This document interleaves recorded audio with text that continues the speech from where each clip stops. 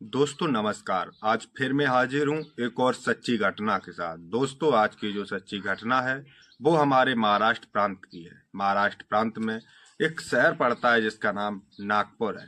नागपुर के अंदर दिन दहाड़े दो गोली चलने की आवाज आती है। जब आसपास के लोग इन दो गोलियों की आवाज सुनते हैं तो उस जगह पर इकट्ठा हो जाते हैं और गलियों में झांकना शुरू कर देते हैं कि आखिर ये दो गोली चलने की आवाज आई तो आई कहां से। तभी एक घर का दरवाजा खुलता है और वहां से एक शख्स निकलकर भीड़ में गुम हो जाता है। जब लोग ये सब देखते हैं तो सभी लोग इकट्ठा होकर उस घर के अंदर पहुंचते हैं और जब वो उस घर के अंदर झांक कर देखते हैं तो सभी के रोंगटे खड़े हो जाते हैं। दरअसल उस घर के अंदर एक शख्स की डेड बॉडी पड़ी हुई थी और उस पर दो गोली चलाई गई होती हैं, जिससे घटना स्थल पर ही उसकी मौत हो जाती है। दरअसल उस शख्स का नाम विनय होता है। विनय पैसे से फैशन डिजाइनर और वीडियोग्राफी का काम किया करता था।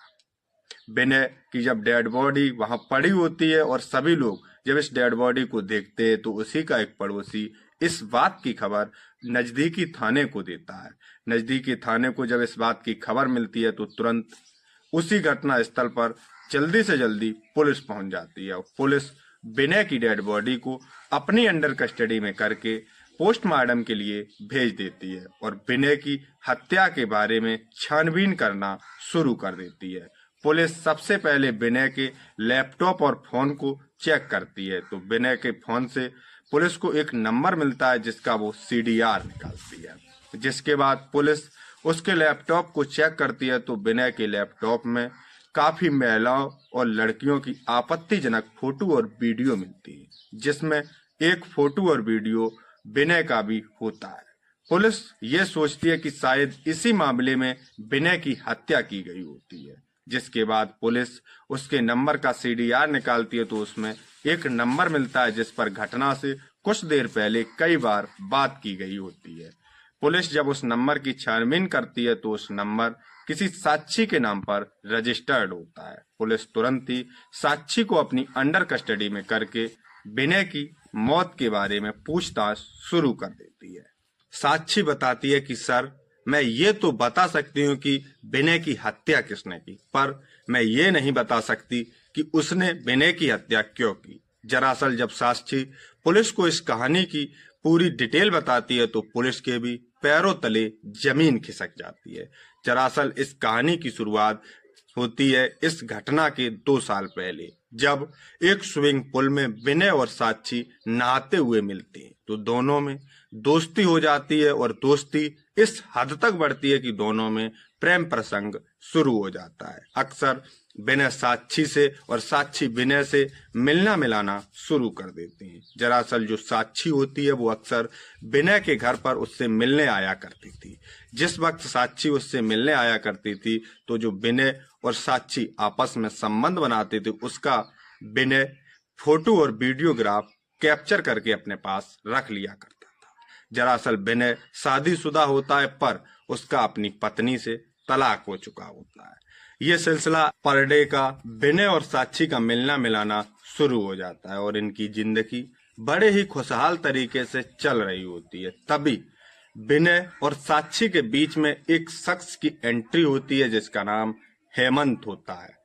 हेमंत पैसे से एक जिम ट्रेडर होता है और वो काफी दिखने में खूबसूरत और हट्टा कट्टा होता है। जब साक्षी उसे देखती है तो साक्षी और हेमंत के बीच भी प्रेम प्रसंग शुरू हो जाता है और ये दोनों मिलना मिलाना शुरू कर देते हैं। लेकिन साक्षी विनय से मिलना नहीं छोड़ती। इस बात की जानकारी जब एक दिन हेमंत को चल जाती है तो हेमंत गुस्से में आकर साक्षी को गाली गलौज करता है, लेकिन साक्षी फिर भी उसकी बात नहीं मानती। तो हेमंत विनय को ही इस दुनिया से हटाने का तय कर लेता है और हेमंत एक दिन साक्षी से कहता है कि तुम वो वीडियो और फोटो मेरे फोन में कर दो।